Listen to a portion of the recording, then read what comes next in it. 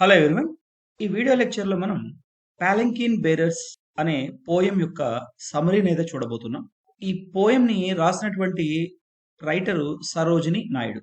అయితే ఈ పోయిటస్ యొక్క ఇంట్రడక్షన్ నేను ఆల్రెడీ ఒక వీడియో లెక్చర్ చేసి ఉన్నాను.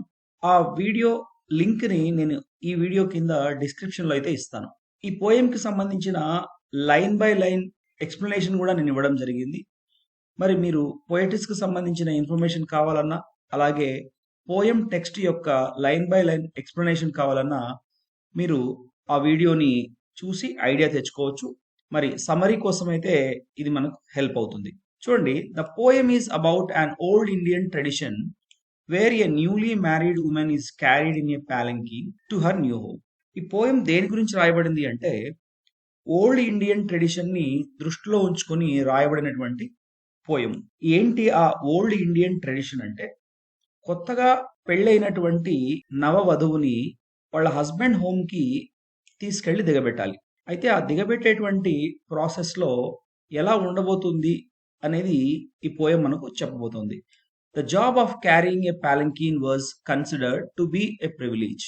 ఇక్కడ ఎవరైతే ఈ నవవధువు ఉన్నారో ఆవిడను తన హస్బెండ్ ఇంటి దగ్గర దిగబెట్టి రావడానికి పాలంకీన్ ని వాడేవాళ్ళు, అంటే పల్లకిని వాడేవాడు. ఆ పల్లకిని మోసేటువంటి ఈ పాలంకీన్ బేరర్స్ ఎవరైతే ఉన్నారో వాళ్ళు ఆ టాస్క్ ని ప్రివిలేజ్ గా ఫీల్ అవుతున్నారు.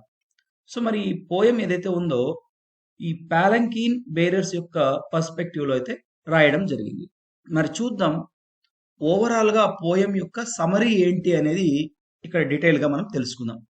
The poem palanquin bearers captures the traditional Indian practice of carrying a bride in a palanquin during a ceremonial procession. మనం ముందుగానే చెప్పుకున్నాం, న్యూలీ మ్యారీడ్ ఉమెన్ ని వాళ్ళ హస్బెండ్ ఇంటికి క్యారీ చేయడానికి పాలంకిన్ అయితే యూజ్ చేస్తున్నారు. అయితే అలా యూజ్ చేసినప్పుడు ఆ సెరమోనియల్ ప్రాసెషన్ జరిగేటప్పుడు ఏ విధంగా ఈ బేరర్స్ ఫీల్ అవుతున్నారు అనే పాయింట్ ఆఫ్ వ్యూలో ఈ పోయం అయితే రాయబడింది.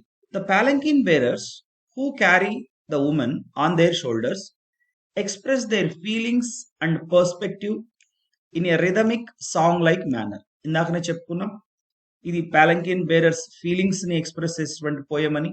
మరి వాళ్ళు ఆ ఫీలింగ్స్ ని ఒక సాంగ్ లైక్ మేనర్ లో ఎక్స్ప్రెస్ చేస్తున్నారు, అది కూడా రిథమిక్ గా ఎక్స్ప్రెస్ చేస్తున్నారు. ఇక్కడ రిథమిక్ గా అంటే all together there may be 2 to 4 or 4 to 6 members palanquin bearers. వీళ్ళు ఒక 4 నుంచి 6 మంది దాకా ఉంటారు. ఈ 6 మంది కూడా చాలా రిథమిక్ గా ఈ సాంగ్ పాడుకుంటూ వెళ్తున్నారు. అయితే ఆ సాంగ్ లో ఏమేమి విషయాలు వాళ్ళు డిస్క్రైబ్ చేశారు అనేది ఇప్పుడు మనం చూడాలి. They describe the women as delicate, beautiful and precious, likening her to various natural elements such as a flower, a star, a beam of light and a tear. ఇక్కడ వాళ్ళు ఉమెన్ ని ఒకలాగా డిస్క్రైబ్ చేస్తున్నారు. ఎలా అంటే డెలికేట్, అలాగే చాలా సున్నితమైంది అని చెప్తున్నారు, ఇక్కడ అందమైంది అని చెప్తున్నారు, విలువైంది అని చెప్తున్నారు. ఇక్కడ లైకనింగ్ అంటే కంపేర్ చేస్తున్నారు. అయితే ఇలా అందమైంది, విలువైంది, చాలా సున్నితమైంది అని తెలియజెప్పడం కోసం వాళ్ళు తీసుకున్నటువంటి కంపారిజన్స్ ఏంటి అంటే ఫ్లవర్, ఆవిడ డెలికేట్ అని చెప్పడానికి ఫ్లవర్ ని కంపేర్ చేస్తారు. అలాగే ఫ్లవర్ బ్యూటిఫుల్ గా కూడా ఉంటుంది. స్టార్ తో కంపేర్ చేశారు, అలాగే ఒక బీమ్ తో కంపేర్ చేస్తారు. ఆ beam of light in the sense అక్కడ మనకు టైడ్ పైన, అలల పైన వచ్చేటువంటి ఒక బార్ అనేటువంటిది బ్రైట్ గా ఉంటుంది. సో ఇక్కడ కూడా ఆవిడ బ్రైట్ గాను, అలాగే లైట్ గాను, లైట్ అంటే ఇక్కడ మనకు తేలిగ్గాను ఉంటుంది అని చెప్పడం. అలాగే టియర్ మెలంకలిక్ గా ఉంటుంది పోయం ఎండింగ్ అయ్యేటప్పటికి మనకు. సో కాబట్టి కన్నీటి బొట్టుతో కూడా పోలుస్తున్నారు. కారణం ఏంటంటే పాలంకీన్ లో వెళ్ళేటప్పుడు ఆవిడ ఇలా కిందికి పైకి మూమెంట్ అనేటువంటిది ఉంటుంది పాలంకీన్ లో. సో అందుకోసం మూమెంట్ అనేటువంటిది డౌన్ అయినప్పుడు టియర్ లాగా ఉంది అని చెప్పేసి, అప్ అయినప్పుడు బీమ్ లాగా ఉంది అని చెప్పేసి అక్కడ కంపారిజన్ అయితే జరుగుతుంది. These comparisons emphasize her delicateness and grace. Overall గా ఈ కంపారిజన్స్ అన్ని కూడా ఆవిడ ఎంత సున్నితమైంది అనే విషయాన్ని తెలియజేస్తున్నాయి. అలాగే how grace she is, so ఆవిడ ఎంత గ్రేస్ఫుల్ గా ఉన్నారు అనే విషయాన్ని కూడా ఇక్కడ మెన్షన్ చేస్తాం. అలాగే మనం చాలా చార్మింగ్ గా ఉంది అని కూడా అర్థం చేసుకోవచ్చు. The bearers take great care in there task. వాళ్ళు చాలా గొప్పగా కేర్ తీసుకుంటూ ఉన్నారు. ఆవిడ ఇంటి దగ్గర దిగబెట్టి రావడానికి వాళ్ళు ఆవిడను చాలా కంఫర్టబుల్ గా ఉంచుతున్నారు. ఆ క్యారీ చేసే సమయంలో ఆవిడకు ఎటువంటి ఇబ్బంది లేకుండా చూసుకుంటూ ఉన్నారు. Bearing her lightly and moving in harmony to ensure her comfort and safety. చూడండి ఇక్కడ హార్మనీ అంటే కోఆర్డినేషన్. వాళ్ళంతా కూడా ఏమాత్రం మిస్ చేయకుండా ఒకరు ముందు ఒకరు వెనుక వెళ్లకుండా చాలా కోఆర్డినేట్ గా వెళ్తున్నారు. సో అలా వాళ్ళు ఆవిడని చాలా లైట్ గా ఫీల్ అవుతున్నారు. కారణం ఏంటంటే చాలా తేలిగ్గా ఉంది అని చెప్పేసి. Because they like that work. ఆ క్యారింగ్ చేయడం అనేటువంటిది వాళ్ళకి ఇష్టం ఉంది కాబట్టి ఆమె ఏమాత్రం బరువు అనిపించట్లేదు. చాలా తేలిగ్గా కదులుతున్నారు కోఆర్డినేషన్ తో. అలాగే ఆవిడను సేఫ్టీగా కంఫర్ట్ గా ఉంచడం కోసం వాళ్ళ టాస్క్ ని చాలా జాగ్రత్తగా క్యారీ చేస్తున్నట్టుగా మనం ఇక్కడ చూడాలి. ఫర్ దెమ్, ఇక్కడ దెమ్ అంటే palanquin bearers. The act of carrying palanquin is not a burden but a joyous and honor duty.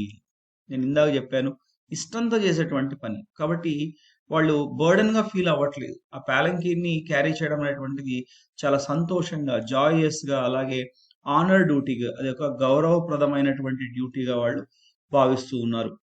The poem highlights their pride and the sense of celebration associated with the occasion. మరి ఆ occasion తో ఉన్నటువంటి association ని వాళ్ళు చాలా celebrate చేస్తున్నట్టుగా ఇక్కడ ఈ పోయం మొత్తం చెప్తా ఉంది. The feel very pride. ఇక్కడ ప్రైడ్ అంటే మనం గర్వంగా తీసుకోవాలి. ఎందుకు ఆ గర్వము అంటే they got this opportunity to carry A braid. కొత్తగా పెళ్ళైనటువంటి ఒక నవ వధువుని వాళ్ళ చేతికి అప్పజెప్పి చక్కగా దిగబెట్టి రండి అని చెప్పినటువంటి బాధ్యతని వాళ్ళు చాలా గర్వంగా భావిస్తున్నారు. సో ఆ బాధ్యతతో అసోసియేట్ అయినందుకు ఆ అకేషన్ ని వాళ్ళు చాలా సెలబ్రేట్ చేసుకున్నట్టుగా మనకి ఇక్కడ తెలుస్తా ఉంది. So this is all about summary. As simple as palanquin bearers ఎక్కడ కూడా ఇబ్బంది పడట్లేదు.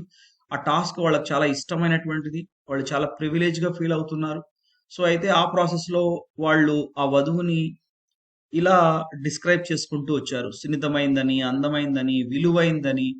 సో అందుకు గల కంపారిజన్ ని వాళ్ళు ఫ్లవర్ తోను, స్టార్ తోను, బీమ్ తోను పోల్చినట్టుగా కూడా మనకు సో అర్థమవుతుంది.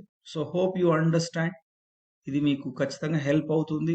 సో ఎగ్జామ్ పాయింట్ ఆఫ్ లో రాయడానికి అలాగే ఓవరాల్ పోయం ని సింపుల్ గా అర్థం చేసుకోవడానికి కూడా మీకు హెల్ప్ అవుతుంది.